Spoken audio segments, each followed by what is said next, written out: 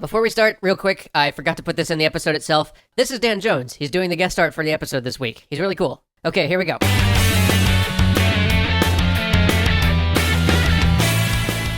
Okay, so if you watch this show, you probably know that we are believers in the free-to-play model. We think it has the potential to be one of the best things to happen to video games, allowing consumers to pay what they feel a game is worth, while at the same time making sure that game developers don't miss out on customers who might not be able to afford a full retail price, or customers who are willing to pay far, far more than standard retail value for an expanded experience. In an ideal scenario, this model is fantastic.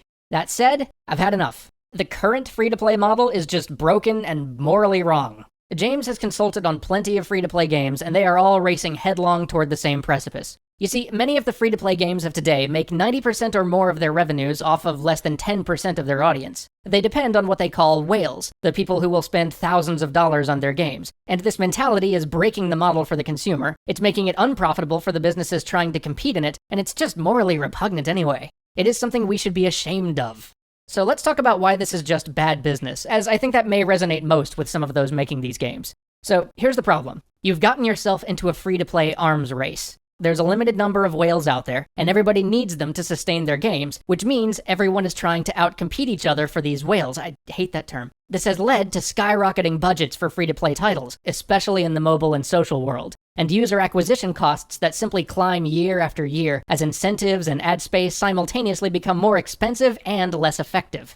This arms race has, in turn, led us to create games that cater to the whales specifically. Many games in the free-to-play space have moved further and further from allowing a $5 or $10 purchase to create a satisfying experience for the customer, instead focusing on creating a dominant experience for players who are willing to drop hundreds, if not thousands of dollars in a month. This lack of play for anybody not willing or not able to pony up that kind of cash, in turn means that the non-whale sections of the player base are getting turned away from these games, which not only causes these games to lose revenue from those customers, but also causes these games to lose those players as content for the whales, which is essential because most of what the whales are looking for from their large-scale expenditures is the satisfaction of helping or crushing these other players. This exodus of the low-spending player and the free player, because of the lack of ability to access a satisfying experience, after a while leads to higher rates of players just quitting the game.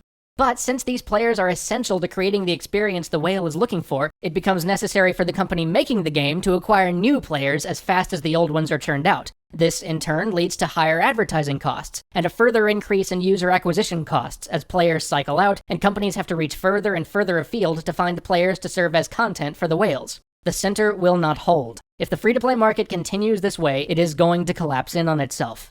If the free-to-play industry wants to survive, we have to look to the average player. As designers, I'm not even remotely saying that I think we should think of these experiences as being free. Heck, even as a consumer, I don't think we should think of these experiences as being free. I'm okay spending $5, $10 on a game. I mean, I already buy games all the time for $60, and I'm happy to pay that for a good game. But that should be the sort of investment that we should be looking for from our consumer, not $5,000 or $10,000 chunks. Listen, I will be the first person to say, I think that the people who decry free-to-play games for not actually being free, who bemoan and badmouth free-to-play companies for not simply giving them a product that cost the company $1 million to make, are acting super entitled. I'll even admit, this is one of the hurdles we're going to have to overcome, as this sort of entitlement has become a somewhat ingrained part of our internet culture. But I'll also be the first person to defend everybody who says they won't play free-to-play games because they can't afford to actually play them. In the current market, with the current standard business model, they're right. I don't have the numbers for it, but I'm willing to wager fairly heavily that more than 10% of Blizzard's revenue from Hearthstone comes from players who spend less than $50 a month on that game. In fact, I'd wager it's far, far north of that. Why? Because they crafted a satisfying experience that the player can have for $2. And they didn't exclude the whales either. They didn't exclude the people who wanted to immediately build the best deck and are willing to drop $1,000 to get it right away, but they didn't make themselves slaves to those players either. That is the sustainable, beneficial free-to-play of the future. I know I sound like I'm mad about this, and I am a little bit. Even beyond the sustainable business issue, I would also argue that today's free-to-play world has crossed a moral line. We have free-to-play games accused of trying to trick children into spending their parents' money, and of bankrupting people. Look, I don't begrudge anyone spending money to find joy or a little escapism. I'd be a hypocrite if I did. But when you're making games and you stop talking about joy or fun or engagement in the office, and instead start talking about how to part people from tens of thousands of dollars of their money for something completely ephemeral, something which is often not even permanent within your game, you have gone down the wrong path.